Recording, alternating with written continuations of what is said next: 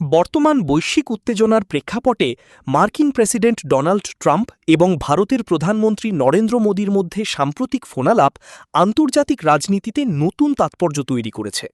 Trump মোদীকে বন্ধু হিসেবে উল্লেখ করে জানান, তাদের মধ্যে অত্যন্ত ইতিবাচক ও ফলপ্রসূ আলোচনা হয়েছে, যা মূলত পশ্চিম এশিয়ার পরিস্থিতি, সামুদ্রিক নিরাপত্তা এবং দ্বিপাক্ষিক কৌশলগত সম্পর্ক জোরদারের ওপর কেন্দ্রীভূত ছিল।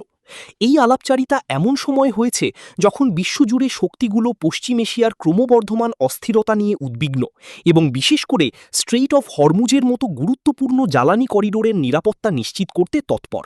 মোদি নিজেও এই আলোচনাকে অত্যন্ত গুরুত্বপূর্ণ বলে উল্লেখ করেন এবং জানান যে উভয় দেশ তাদের কম্প্রিহেন্সিভ গ্লোবাল স্ট্র্যাটেজিক পার্টনারশিপ আরও শক্তিশালী করতে প্রতিশ্রুতিবদ্ধ। আলোচনায় আঞ্চলিক স্থিতিশীলতা বজায় রাখা এবং আন্তর্জাতিক বাণিজ্যের জন্য অপরিহার্য সামুদ্রিক পথগুলো খোলা রাখার ওপর জোর দেওয়া হয়। মার্কিন রাষ্ট্রদূত সার্জিও গর এই ফোনালাপকে ইতিবাচক ও ফলপ্রসূ বলে উল্লেখ করে ইঙ্গিত দেন যে যুক্তরাষ্ট্র ও ভারতের মধ্যে কৌশলগত সমন্বয় আরও শক্তিশালী হচ্ছে।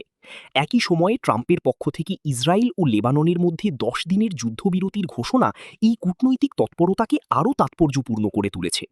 সব মিলিয়ে এই ফোনালাপ কেবল একটি সৌজন্য বিনিময় নয়, বরং এটি একটি বৃহত্তর ভূরাজনৈতিক কৌশলের অংশ, যেখানে যুক্তরাষ্ট্র ও ভারত একসঙ্গে কাজ করে পশ্চিম এশিয়ার স্থিতিশীলতা বজায় রাখা এবং বৈশ্বিক জ্বালানি সরবরাহের নিরাপত্তা নিশ্চিত করতে চায়। বিশ্ব রাজনীতিতে কি নতুন জোট গড়ে উঠছে? এক ফোন কল আর বদলে যেতে পারে পুরো পশ্চিম এশিয়ার সমীকরণ।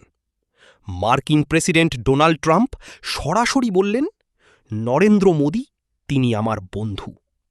শুধু সৌজন্য নয়, এই কথার পেছনে আছে বড় কৌশল।